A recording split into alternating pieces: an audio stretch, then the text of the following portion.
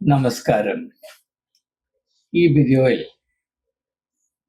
Susan എന്ന സഹോദരി കഴിഞ്ഞ ദിവസം യേശു മനഃശാസ്ത്രവും എന്ന വിഷയത്തെ കേന്ദ്രീകരിച്ചുള്ള ഒരു പഠന പദ്ധതി ആരംഭം കുറിച്ചുകൊണ്ട് ഞാൻ ചെയ്ത ഡിസ്കഷൻ, സൂം ഡിസ്കഷൻ, അതിനോട് അർത്ഥവത്തായി പ്രതികരിച്ച് ജീസസ് ആൻഡ് സൈക്കോളജി എന്ന വാട്സാപ്പ് ഗ്രൂപ്പിൽ കുറിച്ചിരുന്ന ഒരു ഭാഗം നിങ്ങളുടെ ശ്രദ്ധയിൽപ്പെടുത്തിയിട്ട് അതിനോട് വേദപുസ്തകത്തിന്റെ വെളിച്ചത്തിൽ പ്രതികരിക്കുക എന്നതാണ് ലക്ഷ്യം. ഞാൻ സൂസന്റെ വാക്കുകൾ അപ്പാടെ വായിക്കട്ടെ, ഇംഗ്ലീഷിലാണ്. I want to reflect on our introductory session. I have been thinking about how the church can shape and influence our personalities and worldview.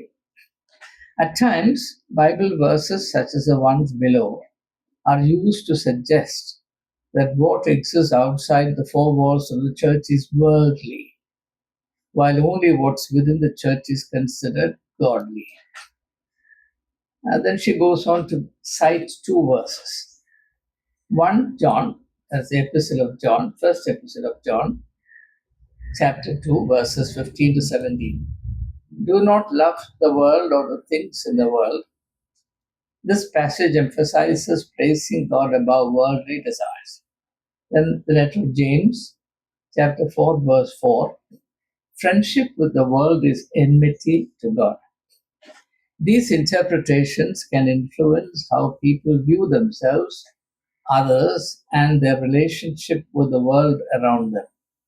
I would like to explore and reflect on how these messages shape personality, beliefs, and engagement with life outside the church and community. ഇതാണ് സൂസന്റെ പ്രതികരണം. ഞാൻ ഇതിനെപ്പറ്റി ആലോചിച്ചപ്പോൾ ഇതിനോട് ഒരു ഗ്രൂപ്പിനകത്ത് പ്രതികരിക്കുന്നതിന് പകരം പൊതുവായ ഒരു വീഡിയോയിൽ കൂടെ പ്രതികരിച്ചാൽ ഈ ഗ്രൂപ്പിന് വെളിയിലുള്ളവർക്കും അത് പ്രയോജനമാകും എന്ന ഒരു തോന്നൽ കൊണ്ടാണ് ഞാൻ ഇപ്രകാരം ഒരു വീഡിയോയിൽ കൂടെ ഇതിനോടുള്ള പ്രതികരണം എല്ലാവരെയും അറിയിക്കുവാൻ ശ്രമിക്കും. നമുക്കിനിയും സൂസൻ ഉന്നയിച്ച ഈ പ്രശ്നം ഒന്ന് പരിശോധിക്കാം. സൂസന്റെ കൺസേൺ എന്താണ്? വേദപുസ്തകത്തിലെ ചില ഭാഗങ്ങൾ ഉദ്ധരിച്ചുകൊണ്ട് ലോകത്തെ അപ്പാടെ നിരാകരിക്കുന്നതാണ് ആത്മീയതയുടെ അടിസ്ഥാന അച്ചടക്കമെന്ന് ആളുകളെ പല കൂട്ടരും ധരിപ്പിച്ചു വരുന്നു. വളരെ ശരിയാണ്, വളരെ ശരിയാണ്, വളരെ ശരിയാണ്. പിന്നെ എന്താണ് നമ്മൾ പറയുന്നത്? ദൈവം ലോകത്തെ സ്നേഹിക്കുന്നു. നാം നമ്മുടെ ആധ്യാത്മിക ജീവിതത്തിന്റെ ഇതിവൃത്തമായി കാണേണ്ടത്, പശ്ചാത്തലമായി അല്ലെങ്കിൽ വിളഭൂമിയായി കാണേണ്ടത് ലോകം തന്നെയാണ്. ഈ ലോകത്തിലാണ് ദൈവഹിതം നടപ്പാകത്തക്കവണ്ണം വ്യക്തികൾ, വിശ്വാസികൾ പ്രവർത്തിക്കേണ്ടത്. ഇത് പരസ്പര വിരുദ്ധമാണല്ലോ, പരസ്പര വിരുദ്ധം തന്നെയാണ്. പിന്നെ എന്തുകൊണ്ടാണ് വേദപുസ്തകത്തിൽ തന്നെ ഇങ്ങനെ പരസ്പര വിരുദ്ധമായ ആശയങ്ങൾ ഉൾക്കൊള്ളിച്ചിരിക്കുന്നത് എന്നതാണ് പ്രശ്നം. ഇത് വളരെയധികം ചിന്താക്കുഴപ്പമുണ്ടാക്കുന്നു. സൂസൻ ഉന്നയിച്ച പ്രശ്നം വളരെ വ്യക്തമായി എന്ന് ഞാൻ ധരിക്കാം. I hope the issue that Susan has raised is very clear. And what is that issue? She says that it's customary among Christians to focus on certain verses in the Bible on the basis of which it is proved or insisted that enmity to the world is basic to loving God. And therefore those who love love God, those who are truly pious, should turn away from the world. So this is what is being taught with the help of certain texts in the New Testament. ഇത് ഞാൻ സൂസന്റെ ഈ ഒരു ചിന്ത, അല്ലെങ്കിൽ Susan ഉയർത്തിയ ഈ ഒരു പ്രശ്നത്തെ 100% ബഹുമാനിക്കാൻ അങ്ങനെ തന്നെ നടക്കുന്നത്. അതിന് സത്യം എന്താണ് എന്ന് നമുക്ക് അന്വേഷിക്കാം. അത് സൂസൻ ഉന്നയിച്ച 2 വേദഭാഗങ്ങൾ. അത് ഒന്ന് യോഹന്നാന്റെ ഒന്നാം ലേഖനം അതിൻ്റെ 2-ാം അധ്യായത്തിൻ്റെ 15-ും 16 വാക്യങ്ങൾ ഞാനത് ഒന്ന് വായിക്കും.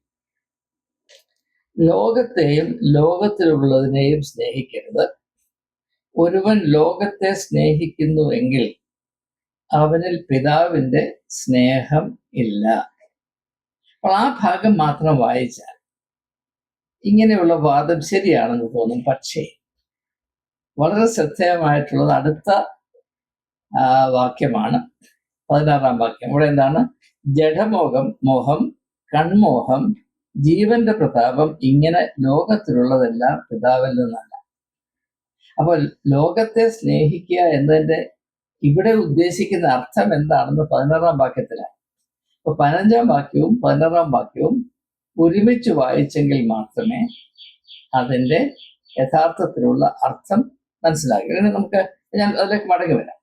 രണ്ടാമതായിട്ട് സൂസൻ ഉദ്ധരിച്ചിരിക്കുന്ന ഭാഗം യാക്കോബിന്റെ ലേഖനം 4-ാം അധ്യായത്തിന്റെ 4-ാം വാക്യമാണ്. വ്യഭിചാരിണികളായുള്ളവരെ ലോകസ്നേഹം ദൈവത്തോടുള്ള ശത്രുത്വമാകുന്നു എന്ന് നിങ്ങൾ അറിയുന്നില്ലേ? You adulterous people, do you not know that friendship with the world is enmity with God? ഈ 2 ഭാഗങ്ങളാണ് സൂസൻ വളരെ വളരെ പ്രസക്തമായ കാതലായ ഭാഗങ്ങളാണ് സൂസൻ നമ്മുടെ ശ്രദ്ധയിൽപ്പെടുത്തിയത്. നമുക്കിത് ഇതിന്റെ സത്യം എന്താണ് എന്ന് അന്വേഷിക്കാം. ആദ്യമായി യോഹന്നാന്റെ 1-ാം ലേഖനത്തിന്റെ 2-ാം അധ്യായത്തിൽ 15 മുതൽ 17 വാക്യങ്ങളിൽ അവിടെ കൃത്യമായിട്ട് പറയുന്നുണ്ട്, നിങ്ങൾ ലോകത്തെയും അതിൻ്റെ മോഹങ്ങളെയും സ്നേഹിക്കരുത്. പക്ഷെ അത് എന്താണ് ഈ ലോകത്തോടുള്ള താല്പര്യം അല്ലെങ്കിൽ സ്നേഹം? അതുകൊണ്ട് എന്താണ് ഉദ്ദേശിക്കുന്നതെന്ന് ഞാൻ മുമ്പ് സൂചിപ്പിച്ചതുപോലെ 16-ാം വാക്യത്തിൽ കൃത്യമായിട്ട് പറയുന്നുണ്ട്. So the meaning of the text is not that we should hate and avoid the world. Yohannan പറയുന്നില്ല നിങ്ങൾ ലോകത്തെ വെറുക്കണമെന്നും ലോകത്തിൽ നിന്ന് ഒളിച്ചോടി പോകണമെന്നും പറയുന്നില്ല. നിങ്ങൾ ലോകത്തോട് ബന്ധം പുലർത്തുമ്പോൾ അതിൽ നിന്ന് നിങ്ങൾ പ്രാപിക്കുന്ന കാര്യങ്ങൾ എന്താണ്? നമ്മൾ സൂചിപ്പിച്ചതാണ് ഡിസയർ ഓഫ് ദ ഫ്ലഷ്, ജഡപരമായ മാംസദാഹപരമായ കാര്യങ്ങൾ, കണ്ണിന് കൗതുകമേറിയ കാര്യങ്ങൾ, പിന്നെ എന്തെങ്കിലും സ്വത്ത് സ്വരമിച്ച് കൂട്ടി അതിൽ അഭിരമിക്കുന്ന ഇങ്ങനെയുള്ള ഉള്ളടക്കം മാത്രമേ നിങ്ങളുടെ ലോകത്തോടുള്ള സ്നേഹത്തിനുള്ളൂ. അത് അപകടമാണെന്നാണ് വാസ്തവത്തിൽ പറഞ്ഞിരിക്കുന്നത്. അല്ല, ലോകത്തോട് ബന്ധം പുലർത്തരുത് എന്ന യാതൊരു സൂചനയും ഇവിടെയില്ല. നിങ്ങൾ ഇങ്ങനെയാണ് ലോകത്തോട്, അല്ലെങ്കിൽ ഇതിനു വേണ്ടി മാത്രമാണ് ലോകത്തോട് ബന്ധം പുലർത്തുന്നെങ്കിൽ അത് വളരെ അപകടമാണ്. 100% ശരിയാണ്. അതുകൊണ്ട് ഈ ഒരു ഭാഗം മനസ്സിലാക്കുന്നതിന് വേണ്ടി ഞാൻ കുറച്ചുകൂടി ലഘൂകരിക്കാൻ പോവുകയാണ്. 2 തരത്തിലുള്ള ലോകങ്ങളുണ്ട്. ഒന്ന് ദൈവം സൃഷ്ടിച്ച ലോകം, 2 മനുഷ്യൻ വിരൂപമാക്കിയ ലോകം. ദൈവം സൃഷ്ടിച്ചിട്ട് മനുഷ്യനാൽ വിരൂപമാക്കപ്പെട്ട ഒരു ലോകമാണ്. ഇത് തമ്മിലുള്ള വ്യത്യാസം വളരെ വലുതാണ്. നാം എന്തിനേയും നമ്മുടെ പ്രതികരണത്തിൽ കൂടെ വിരൂപമാക്കുക. നമുക്കറിയാം, കേരളത്തിൽ ചില യുവാക്കന്മാർ പ്രണയ നൈരാശ്യം കൊണ്ട് അവർ സ്നേഹിക്കുന്ന പെൺകുട്ടിയുടെ മുഖത്ത് ആസിഡ് ഒഴിക്കുന്ന പരിപാടിയുണ്ട്. ഭാഗ്യവശാൽ ഇപ്പം അത് കുറഞ്ഞിരിക്കുകയാണ്. അപ്പോൾ അതുകൊണ്ട് ഒരു പുരുഷൻ ഒരു സ്ത്രീയുടെ മുഖത്ത് ആസിഡ് ഒഴിച്ച് അവളെ വിരൂപമാക്കുക. അതുപോലെ മനുഷ്യർ ഈ ഭൂമിയെ വിരൂപമാക്കുന്നു. അതിൻ്റെ നാനാവിധമായ പ്രശ്നങ്ങളും തിരിച്ചടികളും ഇപ്പോൾ വളരെ വളരെ ഘോരമായ വിധത്തിൽ പ്രത്യക്ഷപ്പെട്ടുകൊണ്ടിരിക്കുകയാണ്. അതുകൊണ്ട് കൂടുതൽ അതിൻ്റെ വിശദാംശങ്ങൾ പറയുന്ന സമയം അതിനുവേണ്ടി മെനക്കെടുത്തേണ്ട കാര്യമില്ല. അപ്പോൾ ദൈവം സൃഷ്ടിച്ച അത് മനോഹരമെന്നും അതിമനോഹരമെന്നും കണ്ടൊരു ലോകം, അതിൽ നിന്ന് വ്യത്യസ്തമായ മനുഷ്യൻ അവന്റെ പ്രാകൃത സ്വഭാവം, അധപ്പതനത്തിന്റെ സ്വഭാവം കൊണ്ട് വിരൂപമാക്കിയൊരു ലോകമുണ്ട്. ആ ലോകത്തെ മാത്രം അറിഞ്ഞുകൊണ്ടാണ് നാം അതിനോടാണ് ബന്ധം പുലർത്തുന്നത്. അപ്പോൾ അതിനകത്ത് ആകെപ്പാടെയുള്ളത് മാംസദാഹവും, പിന്നെ കാണുന്നതെല്ലാം എനിക്ക് വേണം, കണ്ണിന് സുഖം തരുന്നതൊക്കെ എനിക്കാകണം, പിന്നെ എൻ്റെ സ്വത്തിന്റെ വലിപ്പമാണ് എൻ്റെ വ്യക്തിത്വത്തിന്റെ ആകത്തുക എന്നൊക്കെയുള്ള തികച്ചും അപകടകരവും അടിസ്ഥാനരഹിതവുമായ സങ്കല്പങ്ങളിൽ മനുഷ്യൻ ആശ്രയിച്ച് കഴിയുമ്പോൾ അത് അവന് വളരെ വിനയുണ്ടാക്കും, അപകടമുണ്ടാക്കും എന്ന് പറയുമ്പോൾ അത് 100% ശരി. പക്ഷേ ഈ ഒരു പ്രസ്താവന കൊണ്ട് മനുഷ്യൻ ലോകത്തെ വെറുക്കണമെന്നോ ലോകവുമായി ഒരു വിധത്തിലും ബന്ധമുണ്ടാകാതെ എവിടെയെങ്കിലും ഒളിച്ചിരിക്കണമെന്നോ യാതൊരു അർത്ഥവുമില്ല എന്ന് ദയവായി മനസ്സിലാക്കുക. അപ്പോൾ ഇവിടെ മനുഷ്യൻ ഇങ്ങനെയുള്ള ഒരു വലിയ വ്യത്യാസം അല്ലെങ്കിൽ അധപ്പതനം വന്നത് കൊണ്ടാണ് ദൈവത്തിന് പുത്രനിൽ കൂടെ ഈ ലോകത്തോട് പ്രതികരിക്കേണ്ടി വന്നത്. യേശുവിന്റെ ദൗത്യം എന്താണ്? ഞാൻ സൂചിപ്പിച്ചതുപോലെ ഈ രണ്ട് ലോകങ്ങൾ തമ്മിലുള്ള വലിയ അകൽച്ച അത് ഇല്ലാതാക്കാനായി ഒന്ന് മറ്റതിലേക്ക് പാലം പണിയുന്നത് പോലെയാണ് യേശുവിന്റെ വ്യക്തിത്വം. ആ അധപ്പതിച്ച ലോകത്തിൽ നിന്ന് ദൈവനിർമ്മിതമായ മനോഹരമായ ഏതാണ്ട് ഉദ്യാന തുല്യമായ ലോകത്തിലേക്ക് മനുഷ്യൻ മടങ്ങി വരണം. അതാണ് ദൈവരാജ്യ സങ്കല്പം. അതിന്റെ വഴിയായിട്ടാണ് യേശു വന്നത് എന്നാണ് സുവിശേഷത്തിന്റെ ഹൃദയത്തുടിപ്പ്. അത് മനസ്സിലാക്കാതെ സുവിശേഷത്തിന്റെ അർത്ഥത്തെ 100% റദ്ദാക്കുന്ന വിധത്തിലാണ് ഇങ്ങനെയുള്ള കൊച്ചു കൊച്ചു ഭാഗങ്ങൾ എടുത്ത് അതിന്റെ അർത്ഥം എന്താണെന്ന് അറിയാതെ അല്ലെങ്കിൽ അതിന്റെ പൂർണ്ണ അർത്ഥത്തെ മനഃപൂർവ്വമായി കുഴിച്ചിട്ടിട്ട് മറച്ചു പിടിച്ചിട്ട് ചില കാര്യങ്ങൾ അവതരിപ്പിച്ചുകൊണ്ടിരിക്കുന്നത് തികച്ചും ദുരുദ്ദേശപരമാണ്. അത് മനുഷ്യന്റെ ആത്മീയ ജീവിതത്തെ പതിരും ആക്കാൻ മാത്രമേ സഹായിക്കുകയുള്ളൂ എന്ന് ഞാൻ ഈ തരുണത്തിൽ ഓർപ്പിക്കട്ടെ. ഇനി രണ്ടാമത്തെ ഭാഗം, യാക്കോബിന്റെ ലേഖനം 4-ാം അധ്യായത്തിന്റെ 4-ാം ഭാഗം. അവിടെ ഈ ഭാഗം ഉച്ചരിക്കുമ്പോൾ ആളുകൾ മനഃപൂർവ്വം മറച്ചു വെക്കുന്ന ഭാഗം എന്താണ്? അതെല്ലാവരോടും അല്ല പറയുന്നത്. യാക്കോബ് പറയുന്നത് വ്യഭിചാരിണികളായുള്ളവരെ, യു അഡൾട്ടറസ് പീപ്പിൾ, അവരോടാണ് പറയുന്നത്. ലോകസ്നേഹം ദൈവത്തോട് ശത്രുതമാകുന്നു നിങ്ങൾ അറിയുന്നില്ലേ? ആരാണ് വ്യഭിചാരികൾ? ഈ ലോകത്തോട് സ്വാർത്ഥപരമായി യാതൊരു ദൈവിക വെളിച്ചവുമില്ലാതെ മാത്രം ബന്ധപ്പെടുകയും അതിൽ കർത്തവ്യബോധം അല്പം പോലും ഇല്ലാത്ത വിധത്തിൽ സ്വാർത്ഥത കൊണ്ട് നിറച്ചിരിക്കുകയും ചെയ്യുന്ന അവസ്ഥയിൽ നിങ്ങൾ ലോകത്തോട് ബന്ധപ്പെടരുത് എന്ന് തന്നെയാണ് ജെയിംസ് പറയുന്നത്. 100% ശരിയല്ലേ? അപ്പോ അതിന്റെ കാര്യം എന്താണ്? ദൈവം നമ്മെ സൃഷ്ടിച്ചിരിക്കുന്നത് സുഖഭോഗങ്ങളെ അന്വേഷിച്ച് ജീവിതം നശിപ്പിക്കാനല്ല, അർത്ഥവത്തായിട്ട് ജീവിക്കാനാണ്. അങ്ങനെ ജീവിക്കുമ്പോൾ അതിൽ കടപ്പാടുകൾ, ചുമതല ബോധങ്ങൾ, ഉദാത്തമായ ഉത്തരവാദിത്വ ബോധങ്ങൾ നിറഞ്ഞിരിക്കും. അവയെ മുഴുവനും മാറ്റിവെച്ചിട്ട്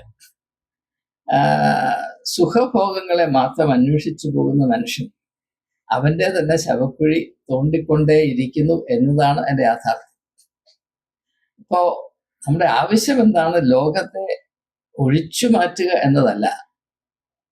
പിന്നെയോ ഈ പതറിപ്പോയ ലോകത്തോട് ആധ്യാത്മികമായ ഉത്തരവാദിത്വ ബോധമുള്ള ബന്ധം പുലർത്തുന്നതിൽ കൂടെ ഈ ലോകത്തിന് വിടുതലും ഉദ്ധാരണവും രോഗശാന്തിയും സംഭവിക്കത്തക്ക വിധത്തിൽ പ്രവർത്തിക്കുവാനുള്ള വ്യക്തിത്വത്തിന്റെ പക്വത പ്രാപിക്കുക, മെച്യൂരിറ്റി ഇൻ ആ പേഴ്സണാലിറ്റി, അത് നമുക്ക് ആവശ്യമുണ്ടെന്നാണ് ഈ പറയുന്നത്. ഉള്ളിൽ യാതൊരു വെളിച്ചവുമില്ലാതെ മൃഗങ്ങളെക്കാൾ മോശമായി നികൃഷ്ടമായ താല്പര്യത്തോടെ ലോകത്തോട് നാം ബന്ധം പുലർത്തുമ്പോൾ തൽഫലമായ ലോകത്തിലെ അന്ധകാരത്തിന് നാം അതിന്റെ കട്ടി വർദ്ധിപ്പിക്കാൻ മാത്രമേ സഹായിക്കുന്നുള്ളൂ. അത് പാടില്ല. നിങ്ങൾ ലോകത്തിന്റെ വെളിച്ചമാണ് എന്നാണ് എൻ്റെ അർത്ഥം. നിങ്ങൾ ലോകത്തെ ബോയ്ക്കോട്ട് ചെയ്യണമെന്ന് എവിടെയാണ് ജെയിംസ് പറഞ്ഞിരിക്കുന്നത്? നിങ്ങൾ ഇപ്രകാരമാണ് ലോകത്തോട് ബന്ധം പുലർത്തുന്നത് എന്ന് ദയവായി തിരിച്ചറിയുക. ഇതല്ല നിങ്ങളെപ്പറ്റി ദൈവം ഉദ്ദേശിക്കുന്നത് എന്നത്രേ അദ്ദേഹം പറയുന്നു. അതുകൊണ്ട് ഈ ലോകത്തോട് നമുക്ക് രണ്ട് വ്യത്യസ്തമായ വിധത്തിൽ ബന്ധം പാലിക്കാം. ഒന്ന്, ഈ ലോകത്തോട് ബന്ധം പുലർത്തുന്നതിൽ കൂടെ നമ്മുടെ തന്നെ വില 100% ഇടിച്ചു കളയാൻ, അതുകൊണ്ട് തന്നെ ലോകത്തിന് കൂടുതൽ നമ്മളെ കൊണ്ട് അപകടം വരാൻ സാധിക്കുന്ന വിധത്തിൽ നമുക്ക് ലോകത്തോട് ബന്ധമുണ്ട്. അതിന്റെ ഉദാഹരണമാണ് പ്രിയനാപുത്രൻ. അവൻ അവൻ്റേതും നശിപ്പിച്ചു, ലോകത്തുള്ള അന്ധകാരം കുറച്ചുകൂടെ വർദ്ധിപ്പിച്ചു. പക്ഷെ അവൻ അത് തിരിച്ചറിഞ്ഞ് ഒരു മടക്കയാത്ര ആരംഭിക്കുന്നുണ്ട്. അത് മറ്റൊരു വിഷയമാണ്.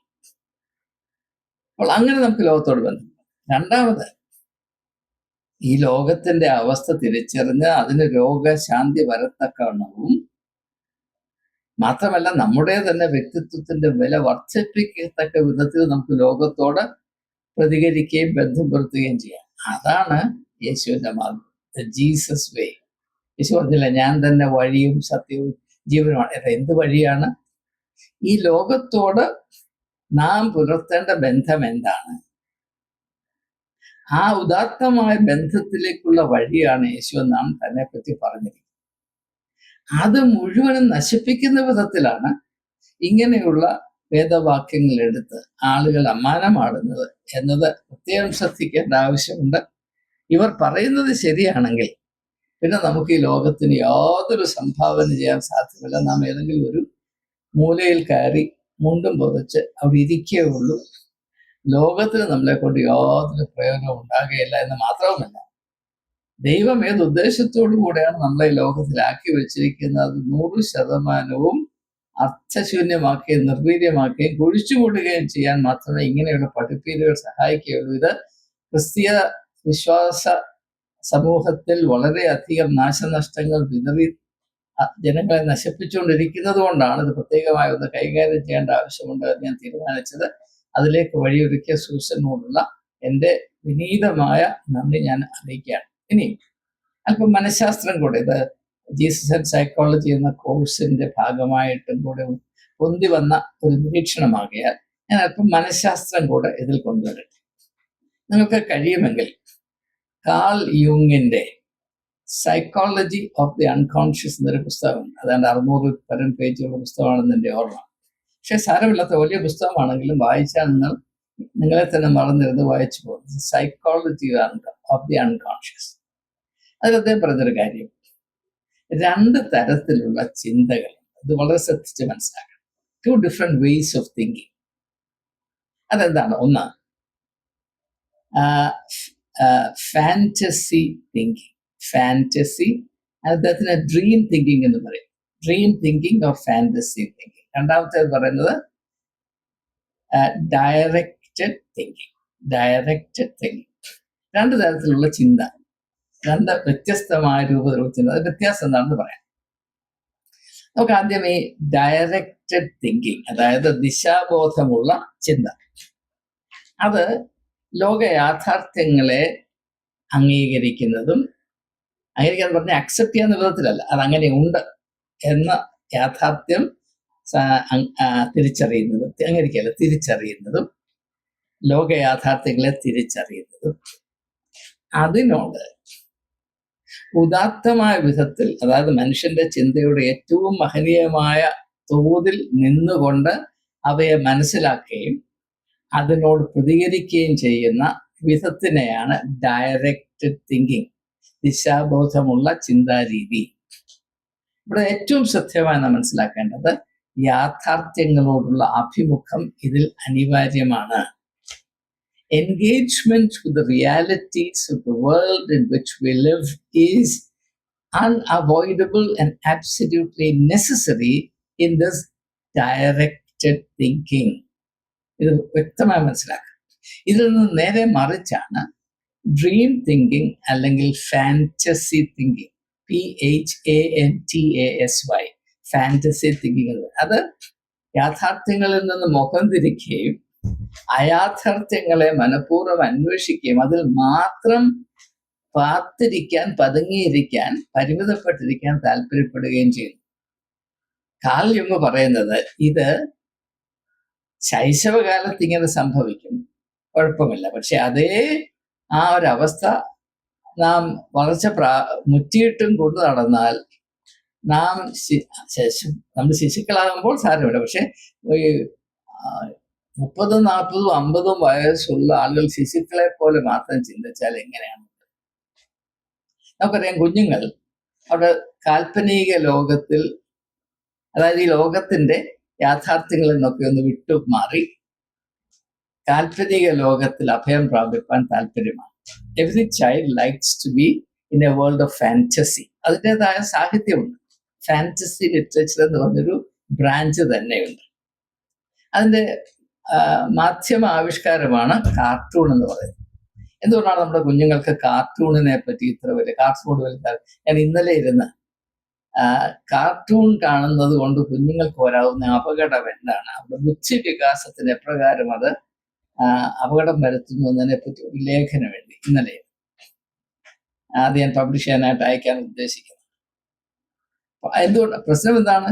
ഈ കാർട്ടൂൺ ലോകം എന്ന് പറഞ്ഞാൽ നിങ്ങൾക്കറിയാം, അത് യാഥാർത്ഥ്യ, അതായത് റിയാലിറ്റി ഉള്ള ലോകവുമായി യാതൊരു ബന്ധവുമില്ല. അതിൽ നിന്ന് ഒളിച്ചോടി എവിടെയെങ്കിലും ഒന്ന് പാത്തിരിക്കാനായി കുഞ്ഞുങ്ങൾക്ക് ഒരുക്കി കൊടുക്കുന്ന കാപട്യത്തിന്റെ ഒരു രംഗമാണ് ഈ കാർട്ടൂൺ എന്ന് പറയുന്നത്. നമ്മുടെ കുഞ്ഞുങ്ങൾ അത് മാത്രം ഭക്ഷിച്ചു വളർന്നാൽ അവർക്ക് ഒരിക്കലും യാഥാർത്ഥ്യങ്ങളുടെ ലോകത്തെ അഭിമുഖീകരിക്കാനോ അവിടെ എന്തെങ്കിലും സംഭാവന ചെയ്യുവാനുള്ള വ്യക്തിത്വം വളർച്ച പ്രാപിപ്പാൻ സാധ്യമല്ല. അപ്പോൾ ഇത് ഓർത്തിരിക്കുക, പ്രത്യേകിച്ച് മാതാപിതാക്കളെന്ന പ്രത്യേകം ഓർത്തിരിക്കുക. ഒന്നുകിൽ directed thinking, directed towards reality, അല്ലെങ്കിൽ ഫാന്റസി തിങ്കിങ്, അല്ലെങ്കിൽ ഡ്രീം തിങ്കിങ്, അത് യാഥാർത്ഥ്യങ്ങളിൽ ഒളിച്ചോടുക. അപ്പോൾ ഈ മനുഷ്യനും ലോകവും അല്ലെങ്കിൽ ദൈവവും ലോകവുമായിട്ട് ശത്രുത്വമാണ്. മനുഷ്യൻ ലോകത്തിൽ നിന്ന് ഒളിച്ചോടി പോകണമെന്ന് പറഞ്ഞാൽ നിങ്ങൾക്ക് പെട്ടെന്ന് മനസ്സിലാകും. മനഃശാസ്ത്രം അല്പം അറിയാൻ നിങ്ങൾക്ക് മനസ്സിലാകും, ഇത് ഫാന്റസി തിങ്കിങ് ആണ്. യാഥാർത്ഥ്യങ്ങളോട് ബന്ധം പുലർത്തി അവിടെ ദൈവഹിതം നിലനിർത്തുവാനുള്ള വ്യക്തിത്വം പ്രാപിപ്പാൻ ഒരു വിധത്തിലും കൂട്ടാക്കാത്ത, അതിനെപ്പറ്റി ആത്മധൈര്യമില്ലാത്ത ഭീരുക്കൾ അവരുടേതായ ന്യൂനതകളും പരിമിതികളും വല്ല വിധത്തിലും ഒന്ന് വെള്ളപൂശാനായി ഉപയോഗിക്കുന്ന ചായങ്ങളാണ് ഇങ്ങനെയുള്ള പ്രസ്താവനകളെന്ന് ദയവായി മനസ്സിലാക്കുക. അപ്പോ ലോകത്തിൽ മനുഷ്യൻ വളരണമെങ്കിൽ അവൻ യാഥാർത്ഥ്യത്തോട് മല്ലിടാൻ പഠിക്കണം. How do we grow? We grow only by engaging with, struggling with realities. അല്ലാതെ എപ്പോഴെങ്കിലും ഒളിച്ചോടി മറഞ്ഞിരുന്ന ആരെങ്കിലും വളർച്ച പ്രാപിച്ചതായിട്ട് നിങ്ങൾക്കറിയാമോ? അങ്ങനെ സാധ്യമാണ്. എന്തുകൊണ്ടാണ് യേശു തന്റെ ശിഷ്യന്മാരെ ലോകത്തിലേക്ക് പറഞ്ഞയച്ചത്? He sent out his disciples.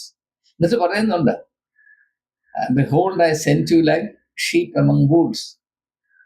നോക്കുവിൻ, ചെന്നായ്ക്കളുടെ ഇടയിൽ കുഞ്ഞാടുകളെ പോലെ ഞാൻ നിങ്ങളെ അയക്കുന്നു. എന്തുകൊണ്ടാണ് അങ്ങനെ അയക്കേണ്ടി വരുന്നത്? അവരോട് ദേഷ്യം ഉണ്ടായിരുന്നു. അവർ നശിച്ചോട്ടെ എന്ന് വിചാരിച്ചു. അല്ല, അങ്ങനെ അവർ വളരത്തുള്ളൂ. വളർച്ച പ്രാപിക്കേണ്ടതിന് വേണ്ടിയാണ് അവരെ അയക്കുന്നത്. അപ്പോ നമ്മുടെ മതജീവിതത്തിൽ കടന്നുകൂടിയിരിക്കുന്ന ഒരു വലിയ ശാപം അതെന്താണ്? ഇംഗ്ലീഷിൽ തന്നെ എസ്കേപ്പിസം എന്ന് പറയും. യാഥാർത്ഥ്യങ്ങളിൽ നിന്നുള്ള ഒളിച്ചോട്ട്, എവിടെയെങ്കിലും ഒന്ന് മറഞ്ഞിരിക്കാൻ ഒരു ഇടം വേണം. അത് വെറും എന്താണ് പറയുന്നത്, ശിശുത്വമല്ല, ഇൻഫെന്റിലിസം എന്നാണ് ഇംഗ്ലീഷിൽ പറയുന്നത്. ഇൻഫെന്റിലിസം അത് ബാലിശമാണ്. യാതൊരു പക്വതയും പ്രാപിപ്പാൻ ഒരു വിധത്തിൽ നമ്മെ അനുവദിക്കാത്തൊരവസ്ഥയാണ് ഇൻഫെന്റിലിസം. അപ്പൊ അതിനു പകരം ആത്മീയത പക്വത പ്രാപിക്കാനുള്ള ഒരു ആഹ്വാനമാണ്. It's a call to maturity എന്ന യാഥാർത്ഥ്യം എന്തുകൊണ്ടോ വെളിപ്പെടുത്തുവാൻ നമ്മുടെ മത നേതാക്കന്മാർ തുനിയുന്നില്ല. വ്യക്തികൾ ഇപ്രകാരം ഈ ശൈശവം പോലെ ഏതോ ഒരു കാൽപ്പനിക ലോകത്തിൽ വിറങ്ങലിച്ചിരിക്കുന്നതാണ് നല്ലത് എന്ന് തെറ്റിദ്ധരിക്കുന്നത് മനുഷ്യരാശിയോട് തന്നെ കാണിക്കുന്ന അപരാധമാണ് എന്നാണ് എനിക്ക് പറയാൻ. ഇനിയും ഞാൻ എൻ്റെ ചിന്തകൾ അവസാനിപ്പിക്കുമ്പോൾ ഇതിൻ്റെയൊക്കെ കാപട്യം മനസ്സിലാക്കാൻ നിങ്ങൾ ആകെപ്പാടെ ചെയ്യേണ്ടത് മത്തായിയുടെ സുവിശേഷം 5-ാം അധ്യായത്തിന്റെ 13, 14, 15, 16 വാക്യങ്ങൾ വായിച്ചാൽ 4 വാക്യങ്ങൾ. അവിടെ എന്താണ് ഈശോ പറയുന്നത്? നിങ്ങൾ ഭൂമിയുടെ ഉപ്പാകുന്നു, നിങ്ങൾ ലോകത്തിന്റെ വെളിച്ചമാണ്. എവിടെയാണ് നിങ്ങൾ ലോകവുമായി ഒരു വിധത്തിലും കൂട്ടിമുട്ടരുത്. ലോകവും നിങ്ങളും തമ്മിൽ വലിയൊരു വിള്ളലുണ്ടാക്കും. നിങ്ങൾ ലോകത്തെ ഒളിച്ചോടി പോകണം എന്ന് യേശു എവിടെയെങ്കിലും പഠിപ്പിച്ചിട്ടുണ്ട്? നേരെ മറിച്ചല്ലേ. ഇനി അവസാനമായിട്ട് എനിക്ക് എല്ലാവരോടും ഇത്രേ പറയാം. പലവിധമായ പഠിപ്പീരുകളുണ്ട്. ഇപ്പൊ പുതിയ നിയമത്തിൽ തന്നെ പൗലോസ് അപ്പോസ്തലന്റെ ആണെങ്കിലും എബ്രായ ലേഖനമാണെങ്കിലും പത്രോസിന്റെയും യോഹന്നാന്റെയും യാക്കോബിന്റെയും ലേഖനങ്ങളാണെങ്കിലും വിവിധമായ പഠിപ്പീരുകളുണ്ട്. ആ പഠിപ്പീരുകളിൽ അങ്ങോട്ടും ഇങ്ങോട്ടും പൊരുത്തക്കേടുണ്ടാകുക സ്വാഭാവികമാണ്. അങ്ങനെ വന്നില്ലെങ്കിൽ അത്ഭുതം. അത് നമുക്ക് ചിന്താക്കുഴപ്പം ഉണ്ടാക്കാതിരിക്കാൻ ഒറ്റ മാർഗമേ ഉള്ളൂ. അതെന്താണ്? യേശുക്രിസ്തുവിനെ മാത്രം നമുക്ക് ആധാരമായി സ്വീകരിച്ചുകൊണ്ട് അവരിൽ നിന്ന് പ്രാപിക്കുന്ന വെളിച്ചം അളവുകോലായി ഉപയോഗിച്ച് മറ്റുള്ള എല്ലാ പഠിപ്പീരുകളെയും അളന്നു നോക്കുക. അവനല്ലോ നമ്മുടെ വിശ്വാസത്തിന്റെ നായകനും പൂർത്തി വരുത്തുന്നത്. ഞാൻ നിങ്ങളോട് വീണ്ടും വീണ്ടും പറയുന്നു, 4 സുവിശേഷങ്ങളിൽ എവിടെയെങ്കിലും നിങ്ങൾ ഈ ലോകത്തെ വിട്ട് എവിടെയെങ്കിലും ഒളിച്ചിരിക്കണം. ലോകം നിങ്ങളുമായി ഒരു സമ്പർക്കവും പാടില്ല, ഒരു വ്യവഹാരവും പാടില്ല. നിങ്ങൾ ലോകത്തെ ബോയ്ക്കോട്ട് ചെയ്യണം എന്ന് യേശു പറഞ്ഞിട്ടുണ്ട്. നേരെ മറിച്ചാണ് യേശു തന്റെ ജീവിതത്തിൽ കൂടെ കാണിച്ചിട്ടുള്ളതെല്ലാം. അത് മനസ്സിലാക്കിയ പൗലോസ് അപ്പോസ്തലൻ കൊലോസ്യർക്കെതിരെ ലേഖനത്തിൽ പറയുന്നു, അവൻ വേർപാടുകളുടെ നടുംചുവരുകൾ ഇടിച്ചു കളഞ്ഞു. മനുഷ്യൻ ഇങ്ങനെ അവന്റെ പരിമിതിയിൽ, അവന്റെ അല്പത്തരത്തിൽ സൃഷ്ടിക്കുന്ന മതിലുകൾ, അവയെല്ലാം ഇടിച്ചു കളയാനാണ് യേശു വന്നത്. പിന്നെ എങ്ങനെയാണ് ദൈവം സൃഷ്ടിക്കുകയും നല്ലത് നല്ലത് നല്ലത് നല്ലത് എന്ന് മാത്രം കണ്ട ലോകത്തെ വെറുക്കുന്നതാണ് ദൈവത്തോട് കാണിക്കുന്ന നീതിയെന്നോ അല്ലെങ്കിൽ നന്ദിയെന്നോ എന്ന് മനുഷ്യർക്ക് പറയാൻ സാധിക്കും. ഇതിനേക്കാൾ വലിയ ഒരു മണ്ടത്തരം, അർത്ഥശൂന്യമായ നിലപാട് ആത്മീയ ഗോളത്തിൽ സാധ്യമല്ല എന്നാണ് യാഥാർത്ഥ്യം. ഇതിനെപ്പറ്റിയുള്ള നിങ്ങളുടെ ചിന്തകൾ അറിയുവാൻ താല്പര്യമുണ്ട്. ഇപ്രകാരമുള്ള ചിന്തകൾക്ക് വഴിയൊരുക്കിയ സൂസനോടുള്ള നന്ദിയും സ്നേഹവും ഒരിക്കൽ കൂടെ അടിവരയിട്ടുകൊണ്ട് എല്ലാവരും ഇപ്രകാരമുള്ള ചോദ്യങ്ങൾ ഉന്നയിക്കുന്നത് വളരെ നല്ലതാണ്. അത് കൂടുതൽ ചിന്തിക്കുവാനും വിഷയങ്ങളെപ്പറ്റി കൂടുതൽ വ്യക്തത പ്രാപിക്കാനും വഴിയൊരുക്കും എന്നും കൂടെ സൂചിപ്പിച്ചുകൊണ്ട് വാക്കുകൾ ഉപസംഹരിക്കുന്നത്. നമസ്കാരം. ഒരു നല്ല ദിവസം നേർന്നുകൊണ്ട് തന്നെ.